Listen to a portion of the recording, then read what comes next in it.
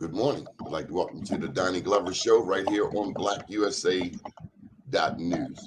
The CIAA, or the Central Intercollegiate Athletic Association, just left town after a huge conference, basketball conference, tournament that is, and the city of Baltimore. It looked like downtown was coming back to life. And to talk about this, we have with us from Hoodfellas Bistro, Mr. Ira. How are you, Ira? I am good, Donnie. How are you this morning? Man, we woke up this morning. Spring is coming. Old man winter is getting this stuff. You know, Baltimore weather, somebody told me it was kind of funny. They said Baltimore weather be coming out like Powerball numbers. 52, 12, 88, 17. There's certainly no rhyme or reason to it, I'll tell you that. Yeah. First of all, congratulations on opening Hoodfellas. Where did you get the name? That's what I want to know. So Hoodfellas is based off of the neighborhood. And so me and my partner, Ben, who is the executive chef, started the business out of the kitchen in his house. Kind of just started out selling food right out of his kitchen. Took that and moved on to one of those like big tanker grills that you like drag on the back of your truck. Was doing like pop-ups all over the city, just selling food on the street corner, like really in the neighborhood. Took that and expanded upon it, and then we had a carry out in West Baltimore, like off of Baker Street. Baker and Pennsylvania Avenue, down the street from Penn North. That's where I live at. Yeah, listen, down the street from Penn North, man. Now, I know there's a Jamaican spot right there. So you know where the like where the car wash is, like the Darts car wash. That's where the Jamaican spot is. Yeah, listen, we was right attached to the little car wash, man, and during the height of the pandemic, had a line like down the street because it was kind of set up like a Rita's ice cream shop, right? So you just order right here, you pick up right here. So very little overhead. Just a lot of people like working hard to give good food to the community, and it went super well. Like we did very well, better than we absolutely expected. And you take that and then you kind of expand upon that, and we kind of turn into this. So I'm literally sitting in the VIP section of our restaurant now, which is inside of the historic Muncie building in downtown Baltimore. I mean, the fact that we started out in a kitchen in Ben's house, and now we're actually in downtown Baltimore. It's absolutely amazing. But the name came from the neighborhood. So we grew up together in the neighborhood, and just kind of showing people that you don't have to be a product of your environment. You can absolutely positively be whatever you want to be as long as you're willing to do the work. I didn't know. So what high school did you go to, Ira? Carver Votech. Well, I know a little bit about Carver. What skill did you specialize in? Food service. Now let me ask you this: what did you sell at Pennsylvania and Baker? What was the top seller? Man, that's when we really started our egg rolls. So we do a amazing crab cake egg roll. We do an amazing cheesesteak egg roll. Absolutely amazing. And we really started that there and just kind of took off. And then the fact that the ribs, we smoke the ribs and we char broil them on the char grill. It's amazing. Like fall right off the bone. Just pick them apart right with your hands. Okay. Well, I'm sensing that somebody got some southern roots here. I'm sensing Virginia, North Carolina. So I believe Ben does have family in North Carolina. Not me though, but I'm sure he does have family in North Carolina. Now, it's still not easy to go from a corner bistro on Pennsylvania Avenue to the Muncie building. Not at all. Now, Ironically enough, when we had the carryout, when we started it, it was called Hoodfellas Kitchen because We started in the kitchen, right? And so we had to carry out. That's what it was called. We didn't change the name to Hoodfellas Bistro and Catering until we got here to the Muncie Bowl. Now, did you have the logo on Pennsylvania Bacon? No, we didn't. We did not. We had the logo originally was kind of a little bit of fire, like one spatula, but we had this logo completely redesigned, which is super nice. Well, I gotta share this brief success story with you. You say Please. you guys started in the vicinity of Penn North, and that's historically the epicenter of the Freddie Gray unrest. Yep. Not just around the corner from your first spot, Nati from Everyone's Place. Everyone's Place is up on North Avenue, North and Edding. Yep. But around the corner from you, Nati has a warehouse. All of that to say, Nati started selling incense on the corner of Penn North. Wow. And went on to grow essentially $1 million book distribution business. Wow. Right there, Penn North. I had no idea. Wow. So you're in good company. So who decided to go downtown to the Muncie building? So we kind of made that decision collectively. We looked all over the city for different places. I mean, we looked at Charles Street. We looked over at Highlandtown. We looked in Fed Hill. We looked like around the Boston Street, South Luzerne area. I mean, like we looked at quite a few places. I mean, like it took us relatively a year to find the right location. And when we found this one, we absolutely fell in love with it for multiple reasons. And so we're in the historic Muncie building. So there are 140 luxury apartments above us. So those customers frequent the restaurant. Obviously, they just come straight down in the elevator. Directly across the street, there's another 100 apartments directly across the street. So those customers frequent the restaurant as well. From our carryout on Baker Street to here is relatively 2.5 miles. So we were able to migrate a good 80% of the customer base there of followers that were already doing business with us, letting us service them. So that was fantastic. And then let's add in the courthouse element, right? So we have both courthouses directly across the street, the two major courthouses for Baltimore City. And so what we do is we do a very nice juror special. So you shouldn't be penalized for doing your civic duty. So the city provides you with $15 every day for jury duty. So we have a juror special in which we take that same exact $15 that the city gives you. You can come directly across the street and you can get, a burger and fries or fish and chips and a soda for that $15, no tax included. Again, because you shouldn't be penalized for doing your civic duty. It's amazing that a juror has 1 hour, one single hour to order their food, go get their food, pick it up, eat it, and be back in that juror's box.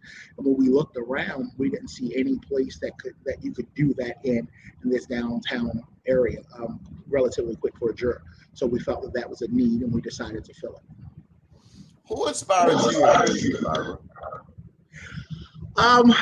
I would say for me, man, I would say my mother, by far, hardest working woman I know. Like used to get up every day at 6 a.m. in the morning and like maybe not get home to 7 or 8 at night, and just worked all the way through. When she got home, she was still checking homework and had homework on the refrigerator, man. And if it was wrong, she was having you redo it. But I'm like hardest working woman I know for sure.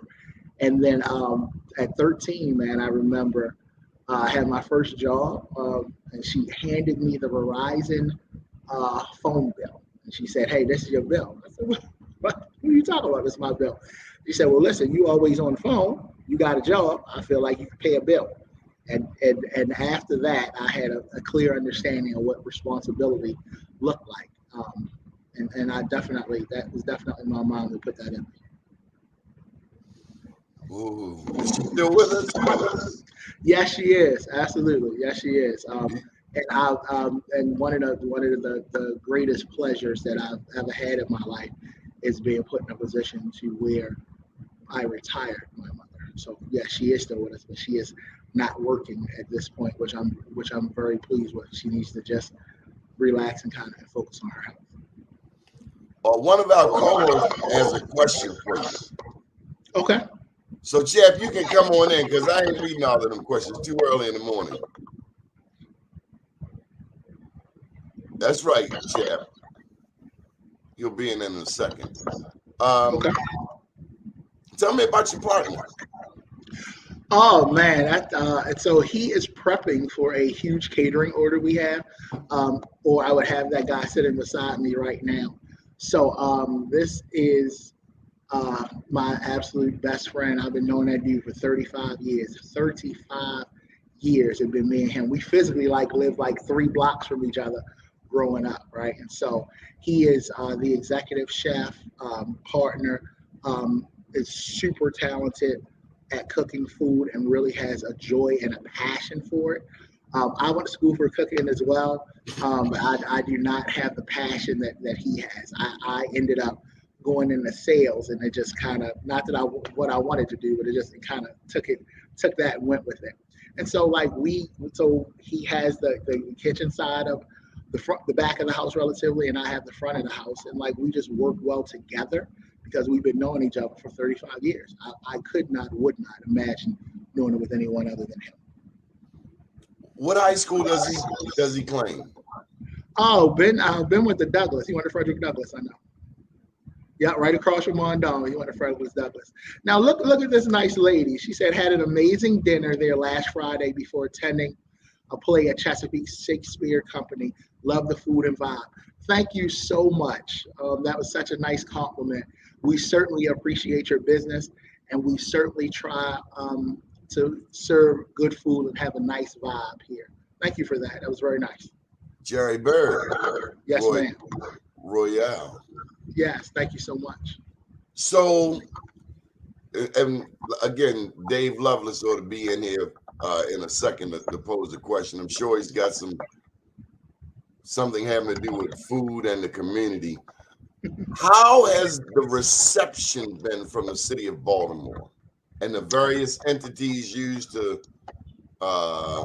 promote downtown businesses? Because I remember the week you guys opened, I think Darker Than Blue, you opened within a week or 10 days of each other around the same time. And I was personally, because I'm America's biggest Black business advocate, I'm looking to see what kind of love you got. And I say that because, it's kind of just like with Russia and Ukraine. Now, all eyes on that, but, I'm African American. I am equally as concerned about what's happening on the continent of Africa, or Haiti, or Jamaica down in the Caribbean. Understood.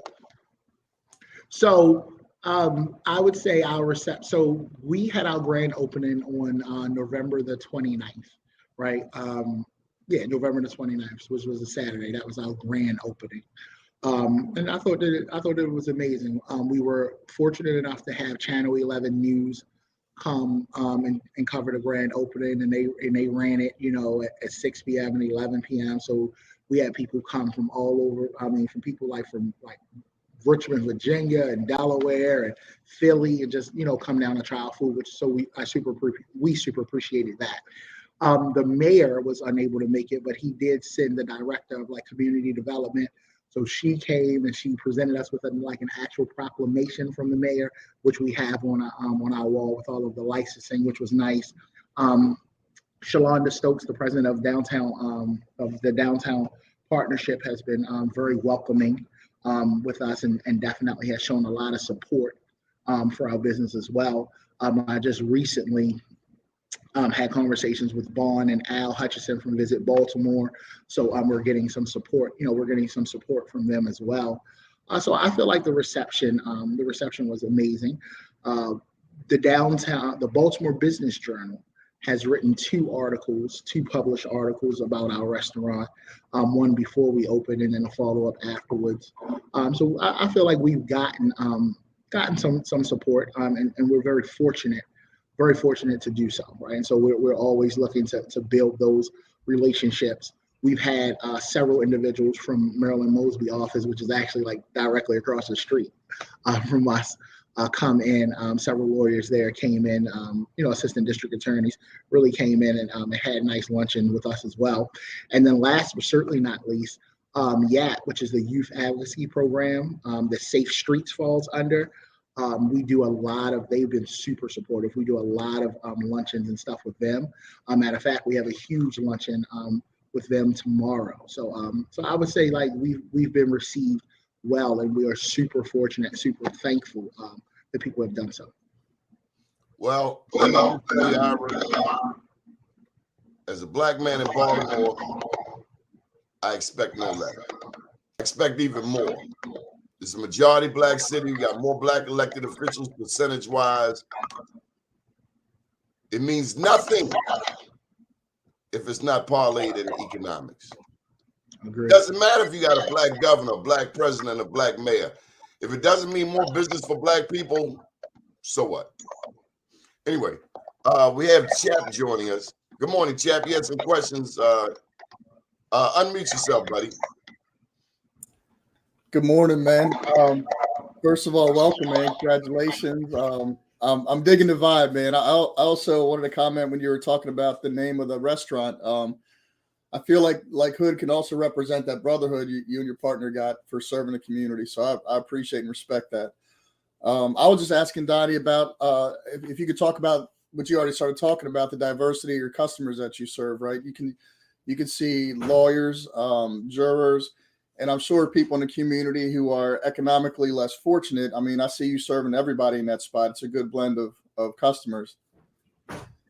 No, we absolutely do, man. And so we try to have a little bit for everyone. And so to your point, we've had lawyers, we've had judges, elected officials in the building, but also just that everyday individual, right? So we don't want to turn anyone away. We have a specific section in the restaurant, which most restaurants don't, which we have like a grab and go section, right? And so we have that grab and go section where you can grab a sandwich or a salad, a potato salad, a seafood salad, a soda, as we serve Pepsi products. You can just grab that and head back out the door. We want to take into account that right in front of the building is an actual bus stop, right? So the bus stops in front of the building. Directly across the street is the train station, right?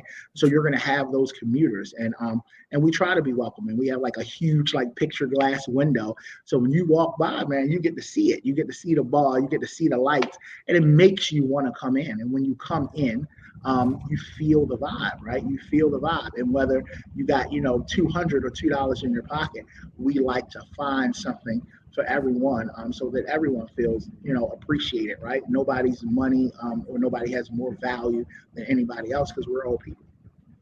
Man, so look, you are like, I love what I'm hearing, man. You are like ideal for, I don't know if you heard of this program. Look, Doni, I'm going to pitch it, man, but there's a program called Breadcoin in the city. And what you're doing, the vision of Breadcoin is to bring everybody to the kingdom table, just like you're talking about. And what it is, we and I'll share the information with you later, but it's a food token that we have been blessed to provide to people in the community for free. And the tokens with our restaurant partners are worth $2.50. I give them out where I know people are experiencing hunger, possibly homelessness, but as well as incentivizing like volunteers and students and things like that. We give the coins out in the community, and I'd love to partner with you or have you at least look and see if it's a fit. We have about 10 or 12 restaurants in Baltimore now, and so I can go in these communities. I can give out basically free money in the form of this food token, and people have more food access. And part of the vision, like I said, is just bringing people together. And I think just the vocabulary vernacular that you're using in this interview kind of is like our ideal, kind of our message for the. Hey, Chad. Yep. Pump your brakes. We ain't selling them. What up, man? No, that's true. But I just check out. No. We want to focus on this restaurant because he's doing it, man. He's out here doing the vision. So I'm a dip, man. Y'all do your thing, but I'm like really encouraged by what I hear you guys saying. I love that you're serving our community, and we're gonna support, brother. Appreciate you, Doni. Hold up, Ira. We had to get you out of there. There you go. You want to say something, Ira? No. I was just saying. I appreciate what he's doing. So like really trying to support and feed people. So he can definitely send me the information, and me and Ben will take a look at it and see what we can do to help. What is your vision for the next, say, couple of years? You know, I don't know where we are in the pandemic. I guess it's protect yourself at all times. You know, you start to take the mask down. Clearly. What are you thinking? So what I like to see is just have this grow into other locations, into other opportunities. So we're very fortunate that we have hired and employed 20 minority individuals in Baltimore City. So those are 20 individuals that did not have employment prior to us opening our place. So like 20 individuals, like that's like we're super proud of that, right? And so Yeah. like and some of those individuals did not or does not have any management experience. And so we were training them accordingly, providing them with the soft skills that they need for later on in life. And hopefully they stay with us long term. But let's say they didn't. So this will be the place where you cut your teeth, so to speak, the stepping stone of where you were able to grow your career from. And we're very pleased to be a part of people's journey, right? To be a pivotal part of their journey. Which is why we treat our employees like family, because that's what they are. And creating an atmosphere, man, where you see people get off of work and they clock out and they still hang out. When you know, on the day off, they show up in their regular clothes because you only see them in uniform, so they want to show up on their regular clothes and they buy food. So being able to create that level of environment is something that we think that we can expand upon and duplicate. And so we've only been open, you know, a couple of months, and we've already had individuals have conversations with us about, you know, maybe going into the new Lexington market, going into maybe opening a deli out in like the Glen Burnie area. And so like obviously the opportunity is there, but we want to make sure that we get this right first before we expand upon it. But I absolutely see you know, multiple locations within that Maryland area. It would be very nice to take what we've done here and put it other places where they just don't have this vibe or this food. You know, in Towson or Columbia or White Marsh or somewhere like that. I think our unique value proposition matched with the great food and atmosphere that we provide, I think anybody can get behind that. However, you started in the middle of a pandemic, in the middle of winter, or going into winter. Yeah, so that's so funny, man. People was looking at us like we were crazy. I mean, like absolutely, like we were crazy. And like, so you know, when you try to get funding, you go to the banks, and the bank be like, first of all, you're a restaurant. And restaurants have like a huge failure rate. So you can't get no money because you're a restaurant. So that's gonna be a no. And so we were able to finally partner with a CDI fund, right? So Baltimore Business Lending. So I know you're familiar with them. So Baltimore Business Lending, amazing company, really looked beyond you know, beyond credit scores and just beyond the industry, and really saw us as people. And so our loan officer there, man, Don Cutright, shout out to that guy. He's a good guy. Say it again. Our loan officer at Baltimore Business Lending, Don Cutright, African-American brother, really good guy, came and visit us when we were on Baker Street and like worked with us for like, you know, almost a year, helping us build what we needed to build so that we could get the proper business loan that we needed so that we can expand the business and grow into this. Like really amazing company that's really supporting the community. I mean, they've really been a great help to us. You hit it right there. So look, when you open November 29th, downtown was dead. Super dead.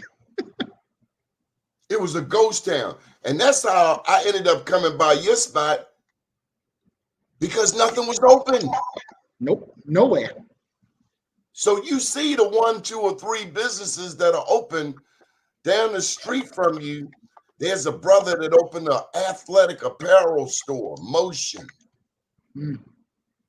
36 South Calvin. So the Brookshire, the old Brookshire Hotel is right there in the corner. Yeah, for sure is. The alleyway. So, you know, I go down and get my little coffee. I stop through Motion, and then coming back up to the subway, they had a bistro. And there's a bunch of people in there. And they black people. It was a restaurant full of black people in downtown Baltimore. I don't know about you. And then to see black people running it, I was just excited. Yeah. Thank you for that, man. We like to say our places like your auntie house, like the cookout. So our biggest problem, man, is not getting the people in. Our biggest problem is for them to leave. So we often find that after somebody orders their food or eat their food, man, even after they pay their check, they physically just hang around. Like they hang around, they listening to the music because it's our music. They're feeling the vibe because we created it. So this is not cookie cutter. This is not Outback. This is not a TGI Fridays. Every bit of this restaurant is a bit of personality from Ben or I of what that looks like, and you feel it when you come in. And so people just kind of hang around, which is a very nice compliment. Well, I've been to some restaurants. I've been to some restaurants, and there might have been a buffet. Might not have been downtown. Might be Towson. Then they cut the air on. Too many black people. Turn the air all the way up. That's how they get black people out of them restaurants. It's nice to see that we got a spot that we don't get the air turned up. Yeah, man, absolutely, man. I would say we certainly don't turn the air up, man. It's just we really want you to feel quite at home. It's super important, right?